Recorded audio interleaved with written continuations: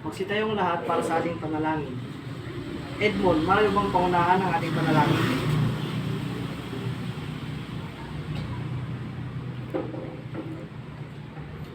Amen. Good morning, class. Bago kayo magsiupo, maaari nyo bang pulutin ang inyong mga kalat at isayos ang inyong mga upuan? Bago natin simulan ang ating talakayin, meron tayong mga lituntunin na dapat sundin. Una, come to class on time. So, dumating sa klase na nasa tamang oras. Number 2, respect your classmates and your teacher. So, irespeto natin yung mga klase natin at ang mga guro. Pangatlo,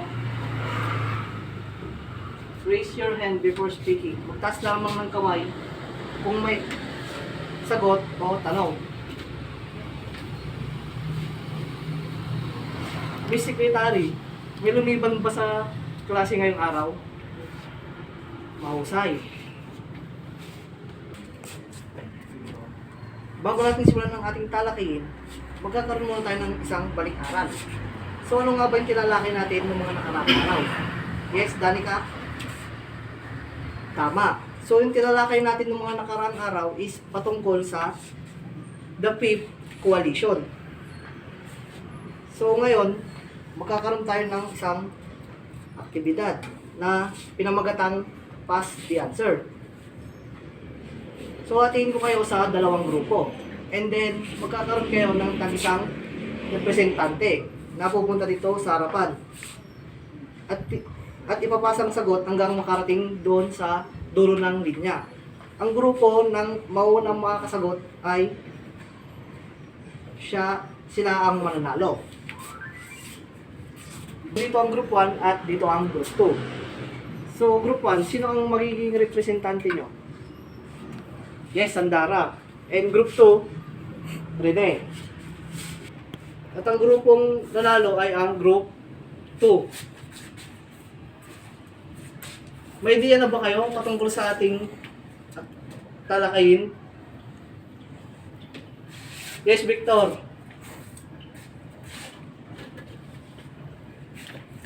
So, tama.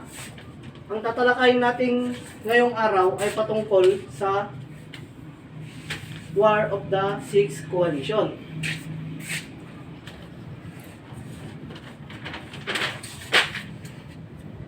War of the Six Coalition, a conflict in Napoleonic War that lasted from December 18 to May 14. It was known in Germany as the War of Liberation. The war began after Napoleon's disastrous invasion in Russia in 1812.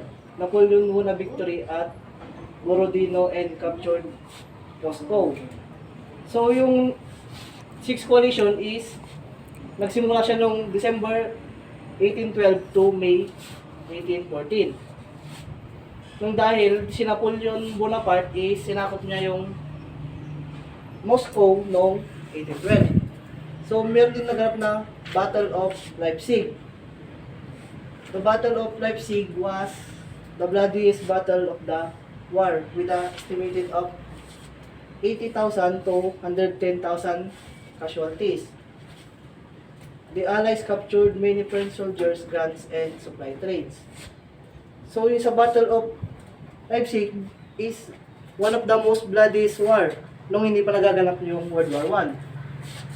Na meron siyang 80,000 to 110,000 casualties. And next is nung Sixth Coalition is doon natalo si Napoleon Bonaparte. They implemented the Trachenberg Plan, which they avoid battle with Napoleon himself and only attack Napoleon's subordinates. So, meron silang tinatawag na Trachenberg Plan, which is yun yung hindi sila direktang nakipaglaban kay Napoleon Bonaparte, kundi sa mga kasama niya lang. And matapos daw nilang matalo is si Napoleon Bonaparte is pinaalis at siya ay napunta sa Elba noong April 6, 1814. May tanong ba patungkol sa ating discussion ngayong araw? Mahusay. So, ako na may tanong ngayon. Number 1, the Sixth Coalition is known in Germany as... Yes, Edmond. Tama. So, yung Sixth Coalition is kilala sa Germany bilang the War of Liberation. And second question, give 3 countries that involved in Sixth Coalition. Yes, Lailani. Mahusay. Austria, Prussia, and Russia. What year Napoleon Bonaparte captured the Moscow? Yes, JB. Tama. Noong 1812. Ngayon naman, maglabas kayo ng 1/4 para sa inyong quiz. I-dictate ko yung inyong quiz. Number 1. Nakalabas na po bang mga papel? Okay, number 1. What year did Napoleonic War started? Number 1. What year did the Napoleonic War started? Number 2. It is the battle that has an estimated 80,000 to 110,000 casualties. Number 3. It is the plan which they avoided direct battle with Napoleon himself and only attacked Napoleon's subordinates. Number 4. What year did Napoleon Bonaparte exile? Number 4. What year did Napoleon Bonaparte exile? Number 5. Where did Napoleon Bonaparte exile? Number 5. Where did Napoleon Bonaparte exile? Pass your papers in the front. And ngayon, pakilabas ang inyong mga kwaderno at isulat ang inyong assignment. So, ang takdang aralin niyo ngayon is mag-search patungkol sa the 7th Coalition. Mag-search patungkol sa 7th Coalition. Goodbye, class.